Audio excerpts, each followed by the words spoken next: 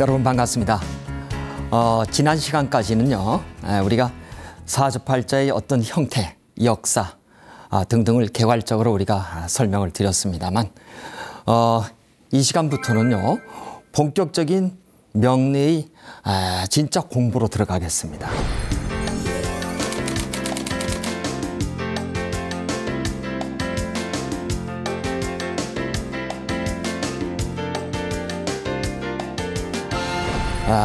뭐 어떤 경우는 상당히 재미가 있을 수도 있고요.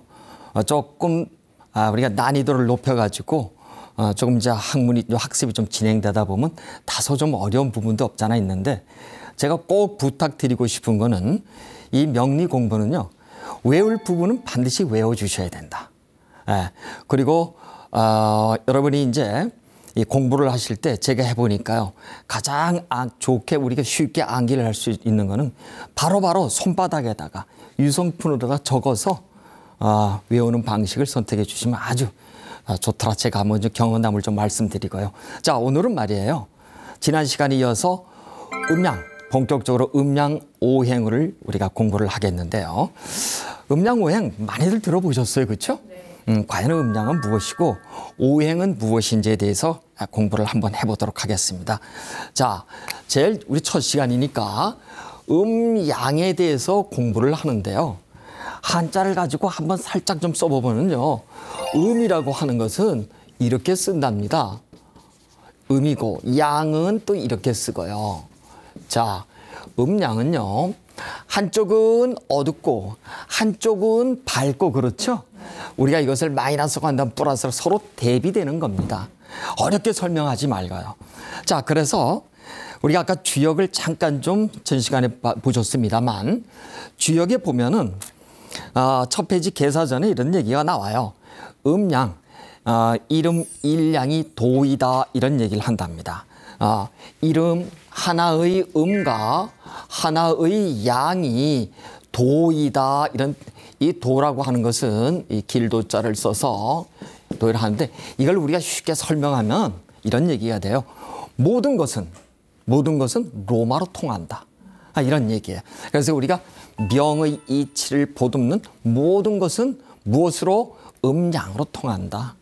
그렇습니다. 그래서 음양이라고 하는 것은 한자를 우리가 잠깐 좀 풀어보면요, 이 자가 이게 언덕 부자라고 얘기를 해서 이렇게 우리가 설명을 할 수 있어요. 이게 언덕이란 뜻이에요.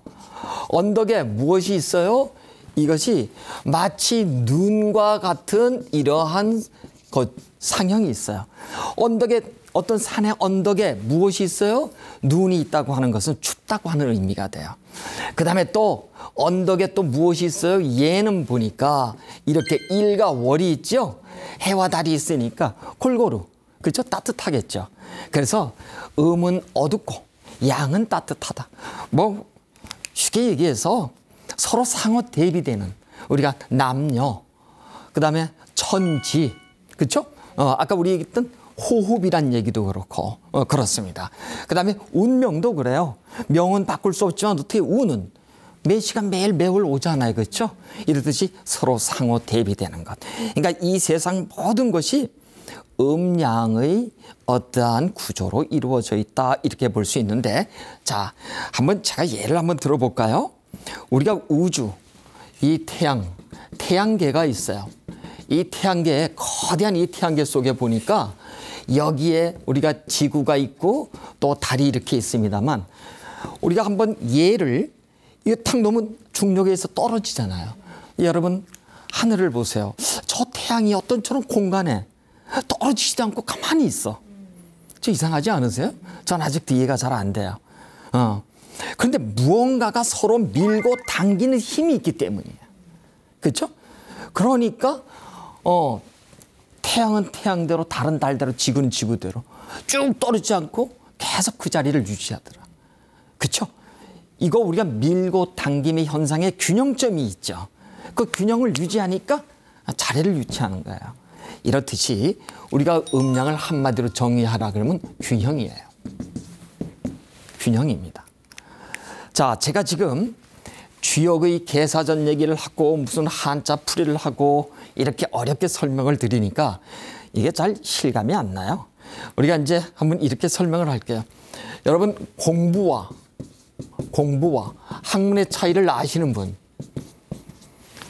학문은 말이에요, 아주 쉬운 것을 어렵게 표현하는 것을 학문이라고 해요. 현학자 인체해야 돼. 우리가 논문을 써보거나 대학에서 강의를 해보면은 조금 수준 높은 어휘를 사용해야 돼요. 그래서 아주 쉬운 것을 어렵게 표현하는 것을 학문이라고 한다고. 공부는 뭐예요? 그 반대로 어려운 것을 쉽게 표현하는 것이 공부예요. 여러분 여기 학문하러 오셨나요? 공부하러 오셨죠? 그러면 우리가 음량에 대한 것을 이 주역부터 설명을 하려면 아마 수업 중에 다 가실 거예요. 그래서 학문이 아닌 공부의 어떤 접근 방식을 가지고 제가 한번 비교를 한번 드릴게요. 우리가 살면서 이 균형이 얼마나 중요한 건지 한번 좀 얘기를 할게요. 예를 들자면 출산의 비율을 가지고 한번 좀 설명을 할게요. 이 출산. 우리가 베이비 부모 시대가 55년부터 63년까지 있었습니다. 그렇죠? 왜 우리가 베이비 부모 시대라고 콕 찍어서 얘기를 하냐면 그 시대는 매년 신생아가 몇 명 정도요? 100만 명 이상 태어났어요. 그래서 우리가 그 대표 주자를 58년 개띠 이렇게 얘기를 하지 않습니까? 그렇죠? 자, 그런데 요즘 몇 명 태어나나요? 요즘 21년 지금 3월 기준으로 몇 명 태어난다고요? 30만 명 왔다 갔다 해. 라는 얘기는 하루에 이 당시에는 이 베이비 부모 시대 때 그러니까 55년부터 우리가 3년 정도까지 이때 우리가 1년에 한 100만 명 이상이 태어났으니까 1일 기준으로 약 한 2,500명에서 한 3,000명 정도가 태어나야 돼요. 근데 요즘은 어떻든가요? 요즘은 우리가 21년 3월 기준으로 했을 때 몇 명 태어난다고요? 하루에 고작 태어나는 사람들이 950명 전후 같아요. 그래서 1년에 보면 한 3만 명 내외 정도가 돼. 이때 우리가 100만 명 정도가 됐다고 한다면요. 얼마만큼 줄어들었어요? 3분의 1이 줄어드는 거예요. 3분의 1이. 자, 그러니까 우리가 이런 비유를 한번 들어보자고요. 우리가 경쟁이 심하다고 하는 것은 국가가 작고 땅이 작고 사람 인구수가 많고 하면 경쟁이 어떻게 돼요? 심해지잖아. 그렇죠? 살기가 어렵잖아요. 거꾸로 우리가 사람이 적어. 그 다음에 인구수가 적고 한다면 경쟁이 그만큼 완화되고 낮아져야 돼. 그렇죠? 근데 우리 시대 때, 이 베이비 부모 시대 때는 다들 요즘 지금 이제 한 60대 막 되신 분들이에요. 그렇죠? 그분들 먹고 살만해요. 우리나라 이렇게 선진국을 만드시는 주역들이기도 하고요. 열심히 살아서 우리가 오늘날 이렇게 부를 이루고 있습니다만 거꾸로 우리가 이 시기에 막 태어난 아이들 이거 말고 우리가 예를 들어서 한 90년대부터 지금까지 한 21년 한 30세 지금 막 되신 분들 인구가 점점 줄어드는데 경쟁은 어때요? 진짜 심해져. 이걸 뭘로 설명을 할래요? 아이러니하잖아요. 사람이 적으면은 경쟁이 적어져야 되잖아. 왜 경쟁이 심해질까? 제가 그래서 이 명리학적 측면에서 접근을 해봤답니다. 이게 무슨 얘기냐면요. 이 베이비 부모 시대 때는 우리가 제왕절개가 있었나요?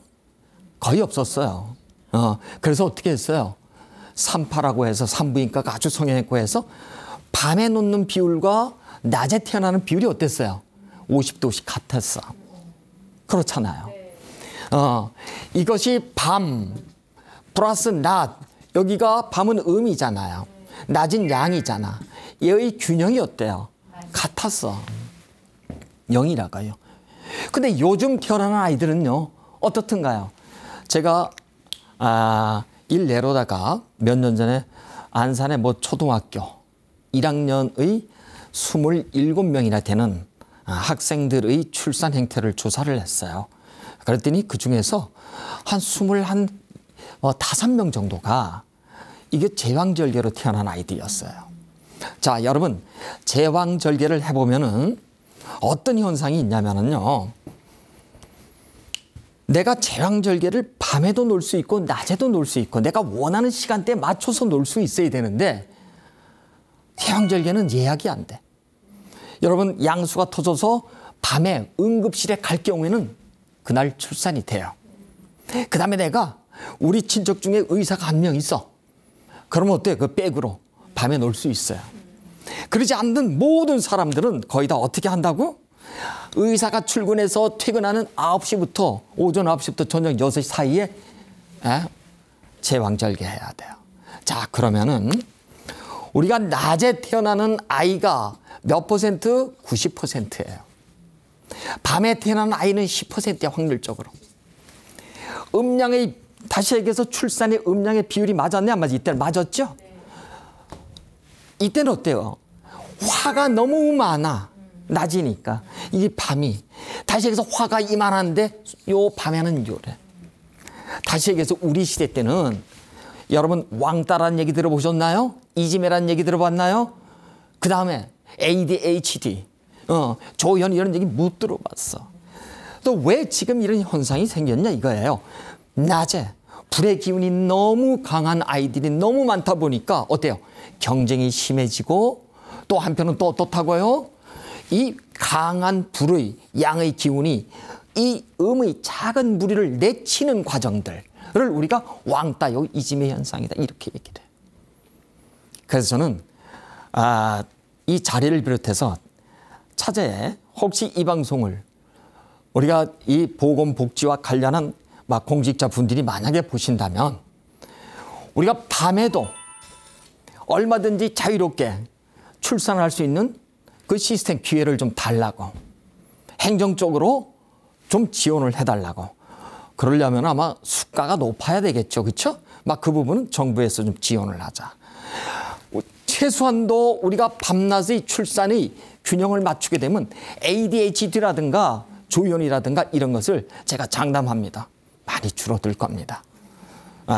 정부 차원에서 각별한 배려가 있기를 제가 꼭 이 자리를 비롯해서 부탁을 좀 드리겠습니다. 자, 이렇듯이 우리가 음양이라는 것은 균형이다. 대단히 중요한 논리가 되는 거예요. 자, 이렇게 출산의 비율을 우리가 한번 봤다고 한다면 두 번째 우리가 한번 또 본다고 한다면 예를 들어서 남녀의 우리가 이게 기싸움이 한번 설명을 한번 들어볼까요? 결혼을 해서 젊은 날에는 누가 힘이 더 세요? 누가 주도적으로 가나요? 우리가 이 음양은 남여 그랬잖아요. 그렇죠? 남은 양이고 여자는 음이에요. 이것이 균형을 잘 맞추면 어떻게 돼요? 행복한 가정생활이 돼. 싸움이란 있을 수가 없어. 근데 남자가 아주 결혼 초기에는 100% 그렇다는 건 아니에요. 왜? 남자 같은 여자도 있고 여자 같은 남자도 있기 마련이니까요. 자, 우리가 보편적으로 얘기를 하다 보면은 이렇게 어떤 남자들이 젊었을 때는 기가 굉장히 세서 어떤 집안을 흔들다가 한 60대 정도 되면 어떻게 되나요? 그러니까 우리가 외부를 남자가 있는 공간이 양이잖아요. 그렇죠? 집은 음이야. 남자가 60대 되면은 할 일을 잃어버리고 어디를 들어가는 거예요? 집으로 들어가. 양이 음의 집으로 들어가. 거기서부터 몇 년까지 있어요? 오랫동안 있는단 말이에요. 그러니까 양이 점점점 어떻게 돼? 음으로 바뀌어. 그래서 우리가 이 음의 기운이 양의 덩어리가 음의 기운이 스물스물 나이가 들면서 어디까지 온다? 목까지 차. 그래서 남자가 나이가 들면 잔소리가 해. 입만 살았어. 그런데 거꾸로 여자분은 어때요? 여성분들은 나이가 들면서 음이 공간에 있으니까 어때? 힘이 세다? 약하다? 세지는 거예요. 그래서 우리가 나이가 들면서 남성분들은 가급적 집에 있지 말고 잠자는 것 외에는 밖에 있어야 되는데 사회 시스템이 집에 있을 수밖에 없어. 양의 공간이, 양이 음의 그 공간에서 쉽게 말해서 아주 기가 축 빠지는 현상을 여러분이 볼 수 있어요. 그래서 여러분 옛날에 우리 선조들은 아주 지혜로웠어요. 남성들의 음성화를 즉 양이 음으로 변하는 것을 바꾸기 위해서 어떻게 했나요? 옛날 음의 기운이 올라오지 말라고 바지 끝에다가 끈을 묶었어요. 그 끈을 데님이라 그래. 그냥 여러분 끈 묶은 거 아니에요. 남자가 집에 들어와도 음의 기운을 받지 말라고 그렇게 묶어놨어. 근데 요즘은 어떻든가요? 이렇게 다 풀어제치고 있잖아요. 그렇죠? 그러니까 살면서 남자는 양의 기운이 없어지면 어떻다고? 음의 기운이 스물스물 들어오더라. 그래서 우리가 남성 여러분, 나이가 들면 자연히 음의 기운이 강해지기 때문에요. 뭐 저를 비롯해서 우리가 잘할 것으로 믿습니다. 자, 여러분 또 하나 우리가 예를 들어볼까요? 우리가 이제 술병이라고 하는 것도 말이에요. 술병도 이 숫자에도 말이에요. 숫자에도 보면은 음량이 있어. 예를 들어서 홀수라고 우리가 얘기하는 1, 3, 5, 7, 9 있죠? 이거를 양이라 그래요. 숫자에선.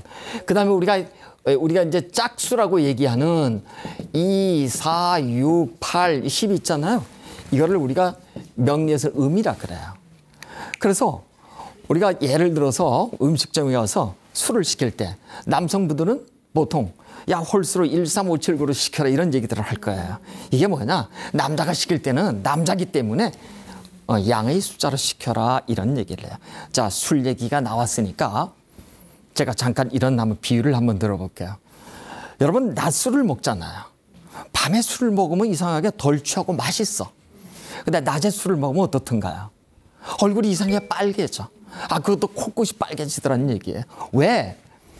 낮이라고 하는 이 낮이라고 하는 양 다시 얘기해서 불이잖아요. 이 밤은 뭐예요? 음인데 이거 물이야.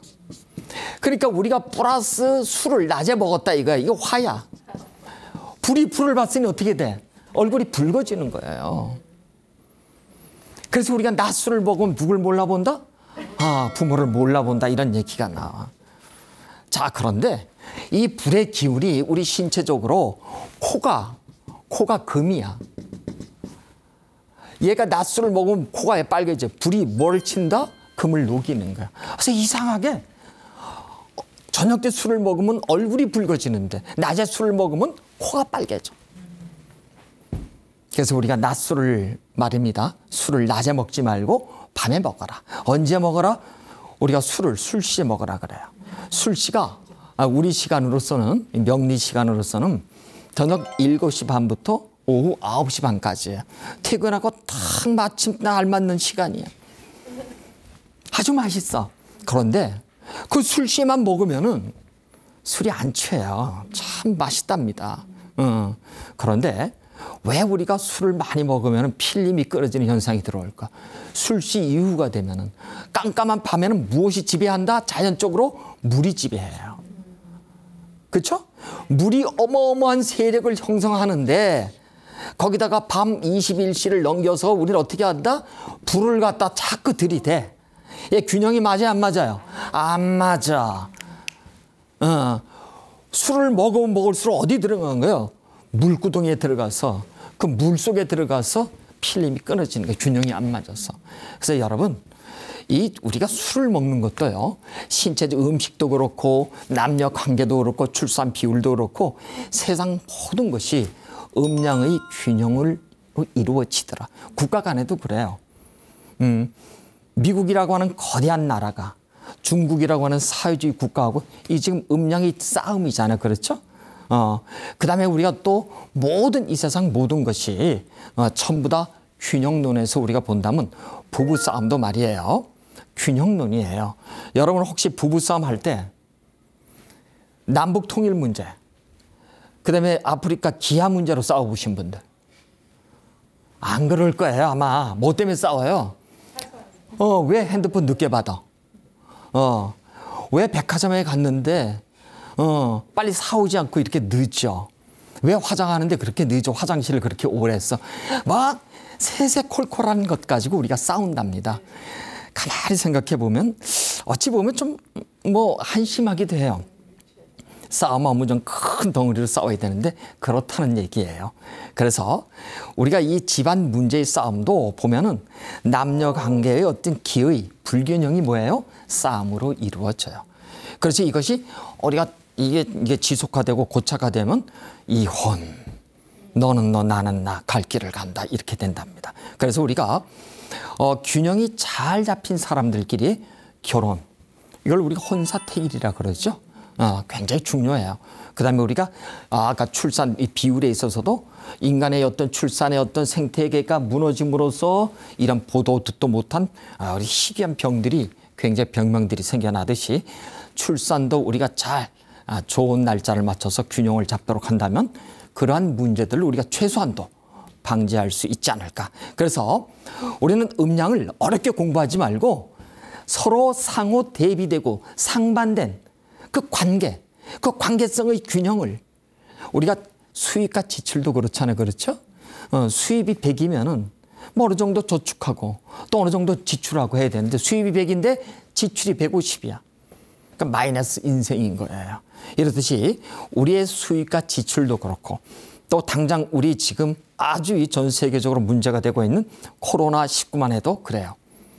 이 코로나19가 만들어지게 된 계기가 뭐 있어서는 안 되겠지만 무엇인가 우리가 인간 예를 들어 우리가 환경이라든가 어떤 생태계를 인간 스스로가 나쁘게 했던 그 결과 원인이 되어서 어떻게 코로나19가 나올 수 있는 음양의 논리로 본다. 뭔가 균형이 안 맞았기 때문에 코로나를 하는 것이 발병된 거라고 저는 그렇게 보고 있어요.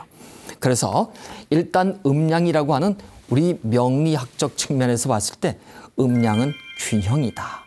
이 균형이라는 것을 여러분 항상 머릿속에 그래서 계속 앞으로는 끝날 때까지 음양 오행에서 여러분이 자유롭지 않다. 그러니까 음양을 어렵게 생각하지 말고 균형이다. 자, 그러면은 일단은 음양론은 여기서 우리가 마무리를 짓고요. 오행에 대해서 우리가 지금부터 한번 공부를 한번 해보겠습니다. 오행을요 한자로 쓰면 이렇게 5개의 무엇인가가 우리가 어떤 가다 이런 뜻이에요. 무엇이 가냐면 5개는 이 태양을 중심으로 무엇이 있어요? 우리가 이 태양의 어떤 별자리를 보게 되면은 제일 처음에 수성이 있고요. 그 다음에 금성이 있고, 그 다음에 지구가 있고, 그 다음에 화성이 있고, 그 다음에 목성이 있고, 토성, 그 다음에 해왕성,冥왕성 쭉 있잖아요. 그렇죠? 이렇듯이 우리가 일, 월, 화, 수, 목, 금, 토 이렇게 일주일에 어떤 용어가 있습니다만 일, 월은 아까 얘기를 했어요. 일은 태양이고 월은 달이라 그랬죠. 이 일, 월의 움직임과 변화 작용에 의해서 화, 수, 목, 금, 토의 현상이 변화하는 것을 우리가 이것을 오행체계에다 접목을 시키는데 여러분은 일주일을 이렇게 얘기를 하죠. 어떤 분은 월화수목금토 이렇게 얘기를 하고 어떤 분은 일월화수목금토 이렇게 얘기를 해요. 제가 연구를 해보니까 일월화수목금토 이렇게 부르시는 분들은 일단 놀고 시작하자. 월화수목금토 일은 일단 일하고 쉬자. 이건 제가 그냥 여담으로 드리는 말씀입니다. 이 얘기를 왜 드리냐면 여러분은 이 오행에 있어서 반드시 오늘 외워야 되실 게 있어. 화수목금토인데 오행은 어떤 체계로 순서로 이루어지냐면 목, 화, 토, 금, 수 이래요. 자, 우리가 이제 이 사주팔자를 공부하다 보면 어떤 분이 걱정을 하셔. 한문이 너무 많아요, 한자가. 근데 이 한자라고 하는 것이요. 이 사주팔자에는 필요한 한자가 천간에 10개, 지지에 12개 해서 22자가 쓰여진답니다. 뭐 참고로 영어의 알파벳이 26자죠. 한글은 자음이 14자, 모음이 10자에서 24넉자가 쓰여지잖아요. 거기에 비해서 우리 명리에서 쓰는 한자는 22자인데 그것도 익히 좀 많이 들었어요. 가불병정, 무기경신, 인계라든가 또는 여러분이 무슨 띠, 쥐띠, 소띠, 말띠 할 때 자축인묘, 진서우미, 신유술에 이렇게 12개, 22자만 외우면 여러분 끝나는 거예요. 근데 저는 선생님이잖아요. 근데 제가 이걸 가지고서 목과 토금수를 한글로 쓰기는 오행을 한글로만 써놓기에는 좀 그래요. 그래서 한자로 써놨으니까 여러분이 굳이 한자 때문에 못 배우겠다 하는 그런 푸념은 좀 안 하셨으면 좋겠습니다. 그래서 반드시 외워두셔야 될 게 오행은 순서가 있더라. 목화 토금수의 순서가 있다. 이 순서는 이렇습니다. 왜 목화 토금수를 하냐면 목을 나무라고 얘기를 해요. 화는 불이에요. 토는 그냥 문자 그대로 흙이에요. 금은 금속을 얘기를 해. 수는 그 문자 그대로 물이에요.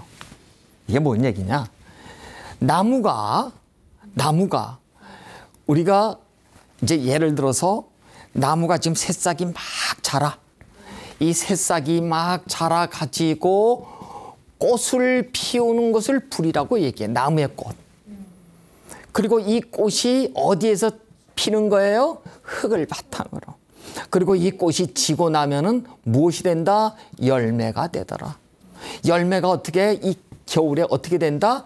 갈물이 되더라. 저장의 공간으로 들어가더라.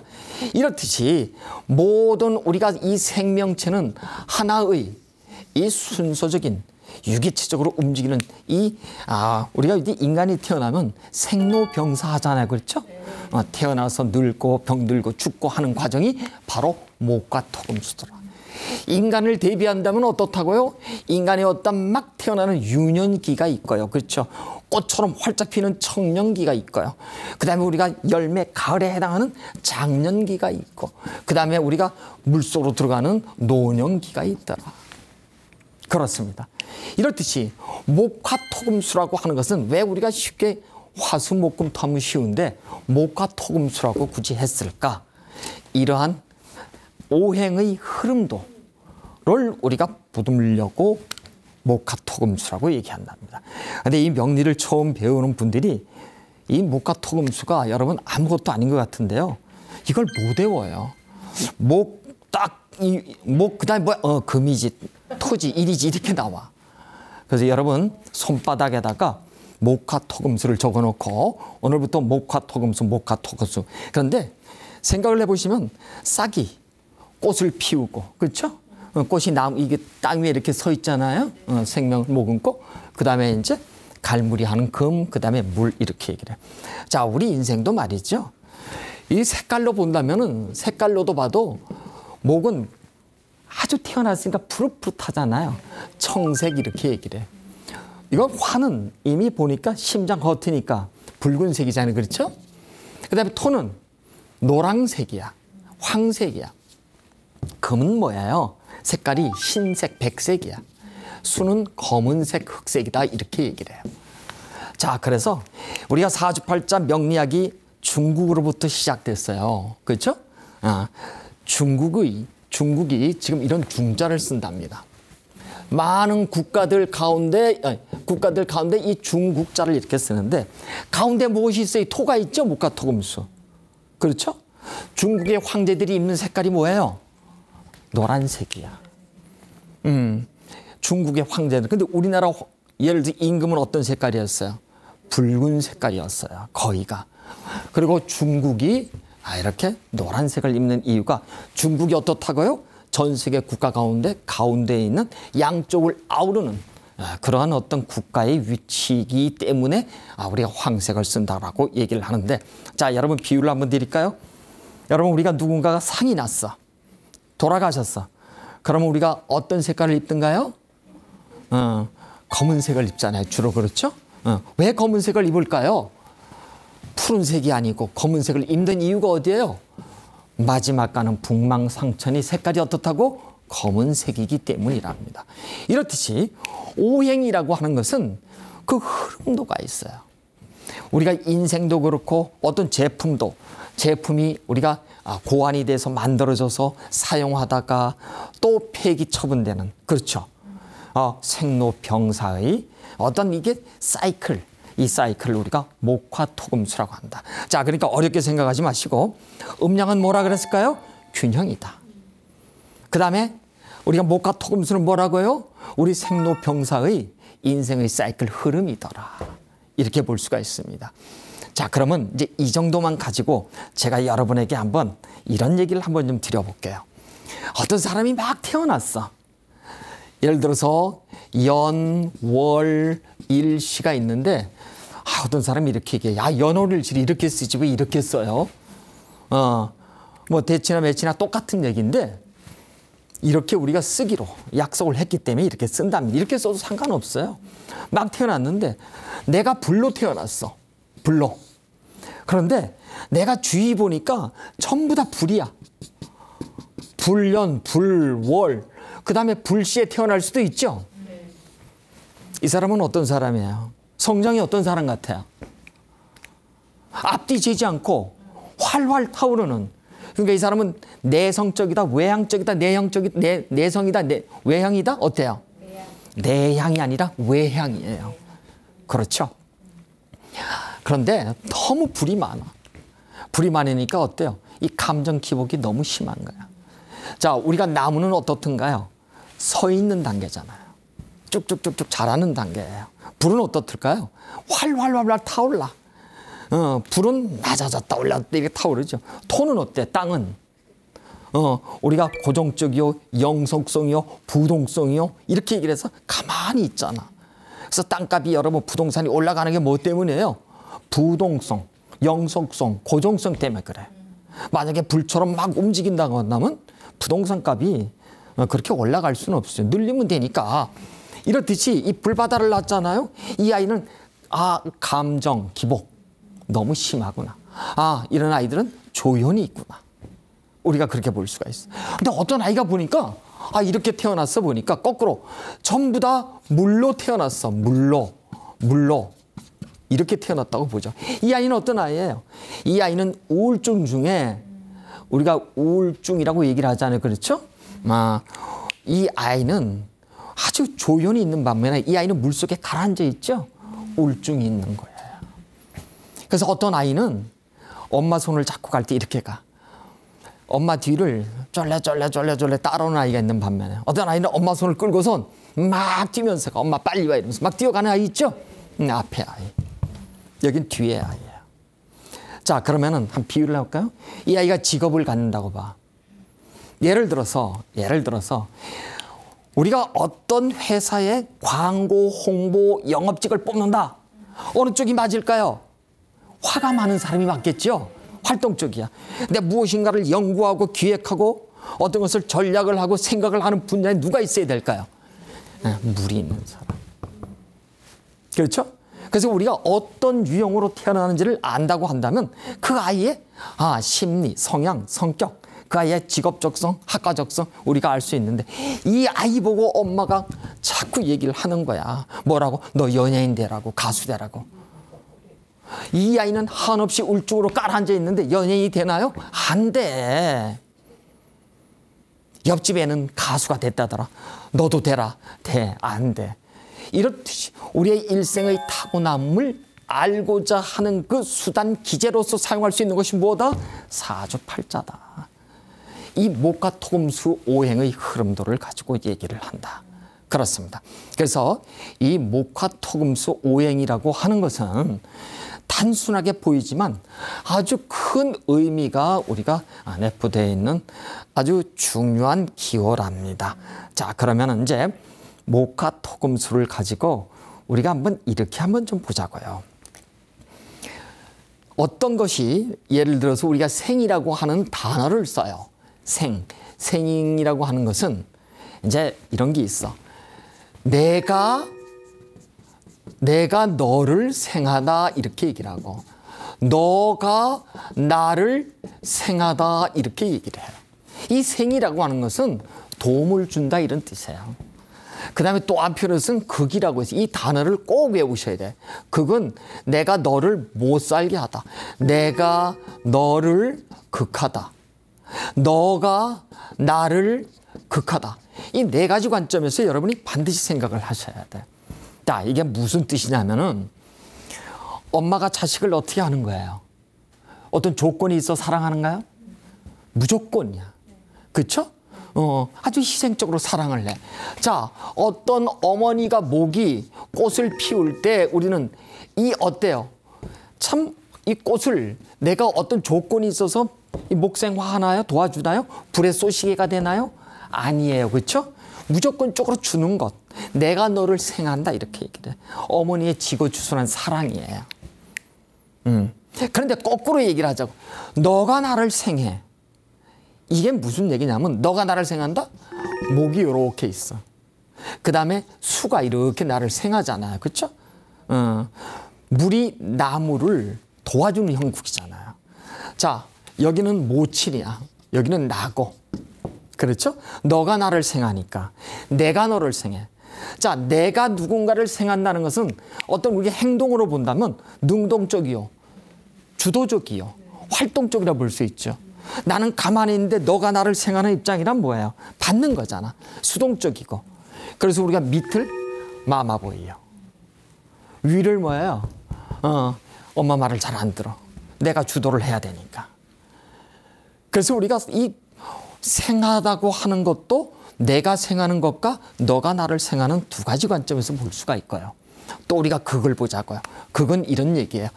내가 극이라고 하는 것은, 내가 극하다 하는 것은 너를 못 살게 한다는 뜻이에요. 나무의 입장에서 볼까요? 나무의 입장에서 보면은 나무가 뿌리를 내리는 곳이 어디예요? 목과 토금수에서 토잖아. 그렇죠? 네. 사실 모기 얘 토에다가 뿌리를 쭉 내리면 토는 어떻게 해요? 그 어떠한 사실 좀 귀찮잖아요. 그렇죠? 귀찮아, 힘들고. 그런데 또 한편으로서는 너가 나를 극해. 이 나무가 있는데 누군가가 와서 나를, 금이 어떻게 나무를 잘라버리잖아요. 나를 극하는 경우가 있어요. 자, 생이라고 하는 것은 내가 누군가를 도움의 어떤 그러한 단계라고 한다. 그건 내가 누군가를 미워하거나 무엇인가를 내가 극당한다고 하는 것은 미움을 당한다, 이런 얘기예요. 자, 예를 들어서 목을 남편이라고 보자고요. 이거 부인이야. 뭐 남편이 부인을 극한다, 못 살게 군다, 이거 당연하다는 얘기는 아니에요. 근데 우리가 동양적 사고에서 보면 우리가 연필 정부에 대해서 부인은 지아비를 따라야 된다고 하는 그런 논리로 본다면은 저것이 통하지만 요즘 잘못 얘기하면 큰일 날 얘기들이, 그렇죠? 여건이 너무 세서 그렇다는 얘기예요. 또 살다 보면 우리가 결국 어디로 간다? 음의 세계로 가잖아. 여자의 세계로 가잖아요. 남자가 잘난 척하지 말아라. 이렇게 나이 먹으면 여성의 세계로 가서는 힘도 못 써. 이런 얘기를 제가 비유를 하려고 하니까 이 대목에서 우리가 뭐 남성 비하, 여성 비하 이런 쪽으로 바라보지 그런 어떤 것을 생각 안 하셨으면 좋겠고요. 자, 남자가 여자를 극한다고 하는, 좀 못 살게 군다고 하는 것이 동양적 사고의 관점이라고 우리가 본다면, 거꾸로 누군가가 나를 극해. 여기가 이제 나야. 여기가 아버지예요. 자식이에요.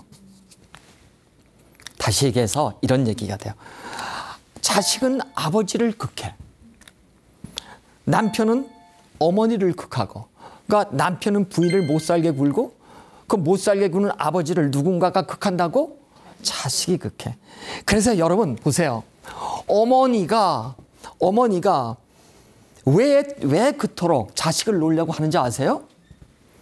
아버지로부터의 극을 당하잖아요. 극을 회피하는 수단으로서 누구를 내세워요? 자식을. 그러니까 자식이 어렸을 때는 부부가 싸움하면 남편이 일방적 승리를 해. 근데 자식이 웬만큼 크면은 자식이 아버지한테 그래. 아버지, 진정하시죠. 그럼 집안에 평화가 온답니다. 그래서 우리가 이 사주팔자를 보면서 내가 너를 생하고 너가 나를 생하고, 내가 너를 극하고 너가 나를 극하는데, 이것을 우리가 육신의 입장에서 보지 말고 심리의 입장에서 우리가 한번 좀 보자고요. 내가 너를 생한다고 하는 것은 내가 하고 싶은 일이에요. 그 다음에 너가 나를 생한다는 것은 내가 받고 싶은 것이에요. 받고 싶은 것입니다. 그 다음에 내가 너를 극한다고 하는 것은 내가 갖고 싶은 거야. 그 다음에 너가 나를 극한다는 것은 나의 사회적 어떤 이의를 뜻하는 거예요. 그래서 우리가 이것을 이제 해석을 하려면, 아까 제가 목과 토금수를 외우라 그랬죠? 그럼 이제 지금부터 여러분이 또 하나 외우실 게 있어. 목과 토금수를 뭘로 바꾸냐면은 이렇게 바꾸는 거야. 지금부터 나, 일, 돈, 명예, 공부, 이렇게 바꾸는 거야. 이걸 꼭 외우셔야 돼. 이게 목과 토금수야. 목, 화, 토, 금수예요. 우리가 한번 저 심리로 한번 가볼까요? 하고 싶은 일로 가볼까요? 내가 내가 너를 생한다고 하는 것은 목이 화에 불쏘시개가 되니까 그렇죠? 너를 생하잖아. 내가 하고 싶은 일이야. 내가 하고 싶은 일 중에서도 이 화뿐만 아니잖아. 목과 토금수에 다 할 수 있잖아. 목의 일을 하고 싶다. 화의 일을 하고 싶다. 금, 토, 수의 일을 하고 싶다. 이렇게도 할 수 있잖아요. 그렇죠. 자, 그런데 어떤 사람이 예를 들어서 내가 너를 극한다고 보자요. 내가 너를 극해. 이 사람은 뭐에 관심이 있는 거예요? 돈에 관심이 있는 거야. 어떤 사람이 이렇게 태어났어. 예를 들어서 어떤 사람, 이게 나예요. 내가 목으로 태어났는데 내 밑에 보니까 토가 이렇게 있어. 이게 남자가 됐든 여자가 되었건 내가 너를 극하잖아요. 이랬을 때 이 사람의 심리는 뭐예요? 돈을 벌고자 하는 심리가 강해요. 그런데 이 집 엄마가 이렇게 얘기를 해. 너는 학자가 되거라. 학자가 될 수 있는 소양이 있어요, 없어요? 없어. 너는 무엇이 되어야 된다? 자격증을 따서 너 사업을 하거라. 이렇게 해줘야 돼. 근데 우리는 이렇게 얘기를 해요. 이렇게 어떻게 얘기를 하냐면 너 공부 열심히 해야 출세하고 돈 번다. 이렇게 얘기를 해요. 여러분, 공부와 돈은 서로 극하지요. 세 번째, 얘네들끼리는 생애. 얘 세 번째, 얘 세 번째, 얘 세 번째, 얘 세 번째. 서로가 어떻게 돼요? 극해. 자, 돈을 많이 벌려고 공부를 한대. 공부를 시키는 거예요. 공부를 하는 것과 돈을 버는 것은 전혀 반대적 입장이랍니다. 예를 들어서 모 그룹의 회장님은 대학도 제대로 졸업을 안 하셨는데 그 밑에 있는 직원들은 전부 박사기를 받은 사람들이에요. 돈으로 뭘 산 거예요? 인재를 산 거예요. 인재는 공부를 많이 해서 어디 가 있는 거예요? 돈 밑에 가 있는 거예요. 그러니까 우리가 공부를 열심히 해서 돈을 번다는 건 이 사람이 고위공직자가 되었어요. 공직자가 되어 공부를 열심히 해서 고위공직자가 되었는데 처음부터 돈이 연관되어 있어. 이건 뭐예요? 내가 쉽게 말해서 오직 사건, 수레 사건에 연루되라고 하는 얘기하고 똑같아요. 그래서 우리가 부모님이 자식에게 공부를 가르칠 때 돈 많이 벌 거다. 그러니까 너 공부 열심히 해라. 이렇게 얘기하는 것은 그러니까 어불성설이다. 아셨어요? 공부와 돈은 어때요? 서로 상반돼. 그래서 공부를 열심히 하려면 학자로 만들고 그런데 중요한 건 이거예요. 얘가 돈을 잘 벌 건지 공부를 잘 할는지 알 수가 없는 거야. 그러니까 우리가 어떻게 해요?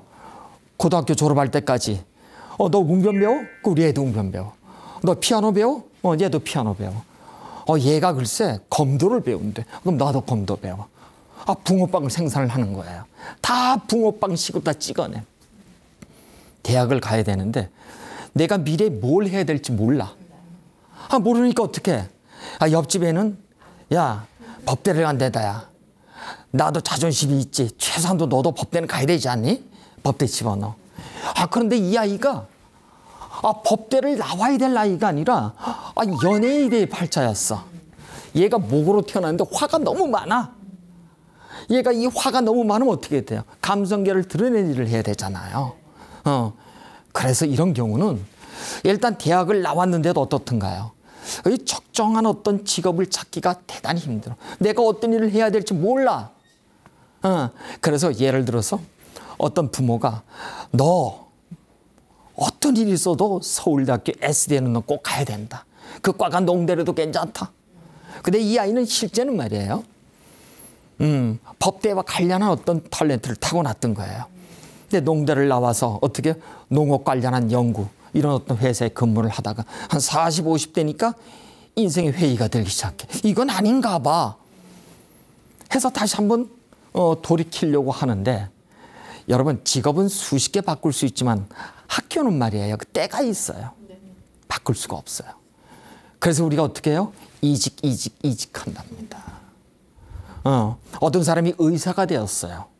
의사가 되는 것과 의사가 돈을 버는 것은 같은 얘기다? 전혀 틀립니다. 공부를 잘하려고 한다면 우리가 이렇게 생각이 많은 수의 영역들이 이것이 많아서 의사가 됐다 손치자고요. 근데 의사가 내가 직장 생활이 아닌 개원을 하려면은 여기 와 있어야 돼. 돈과 공부는 어떻다 그랬어요? 상반돼 극이야. 그런데 다들의 어떤 신망을 얻어서 얘는 반드시 돈을 벌 거야. 얘는 반드시 유명해질 거야 했는데 의사로서 개원을 하자마자 어떻게 돼요? 쫄딱 망한단 말이에요. 이해가 되시나요? 그래서 우리가 지금 이제 뭐 S그룹 같은 경우는 우리 지금 이제 굴지의 전 세계에 아주 굴지였던 회사로 지금 성장했는데 이렇게 성장하기 전까지 선대 회장의 그 사람을 보는 맨파워, 즉 사람을 보는 눈이 남달랐다고 하는 것에 그 인재를 뽑을 때 무엇을 우리가 기준으로 그 사람의 사주팔자를 기준으로 우리가 뽑았다고 해요. 이 얘기는 뭐냐?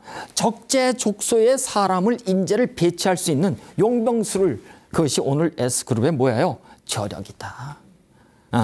그래서 우리가 이 사주팔자라고 하는 것을 단순하게 그 사람의 타고난 생년월일시를 통해서 그 사람의 어떤 방향성만을 알려고 하는 것이 아니라 우리가 처음부터 말씀을 드렸습니다만 그 사람의 육친의 관점, 사회적 관점, 심리적 관점에서 우리가 모든 것을 접목해 본다고 한다면은 그 사람이 우리가 인생을 살아가는 데 있어서 우리가 실수할 수도 있어요. 그렇죠? 실패할 수도 있어요. 그 실패와 실수를 좀 더 최소화할 수 있는 그런 어떤 기재와 수단으로서 우리가 활용할 수 있잖아요. 그렇죠? 그래서 거기에 사주팔자에 위대함이 들어와 있더라. 그래서 우리가 사주팔자는 맞추는 학문이 아니라 푸는 학문이다. 점은 어떻다고요? 맞추는 학문이에요. 그래서 점은 이론이 없어. 그래서 우리가 원인과 없이 결과만, 앤서만 우리가 요구하는 것이요. 명리는 어떻다고? 이 아이가 왜 이렇게 돈을 밝히는가? 이 아이가 왜 이렇게 연예인적인 기질이 있던 것인가? 라는 것에 대한 원인과 어때요?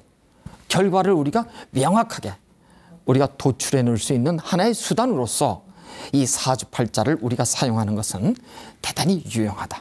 그래서 오늘 이 시간에는 음양과 오행에 대한 설명을 제가 간단하게 드렸습니다만 여러분이 학문이 아닌 공부의 입장에서 우리가 접목시키고자 하는 것은 재미나게 공부를 해야 되니까 오늘은 반드시 외워주셔야 될 것이 목화토금수라고 하는 이 오행체계의 흐름들을 외우시고 또 한편에서는 목화토금수를 나일돈 명예 공부라고 한다. 나일돈 명예 공부요. 생로병사의 하나의 순환 과정에서 우리가 목화토금수를 반드시 여러분 외워주시기 바랍니다. 자, 제가 가급적 쉽게 설명을 드리고는 있습니다만 다소 좀 어려울 수는 있겠습니다만 저를 믿고 한번 따라와 주시면 좋겠습니다. 자, 오늘 수업은 여기서 마치겠습니다. 감사합니다.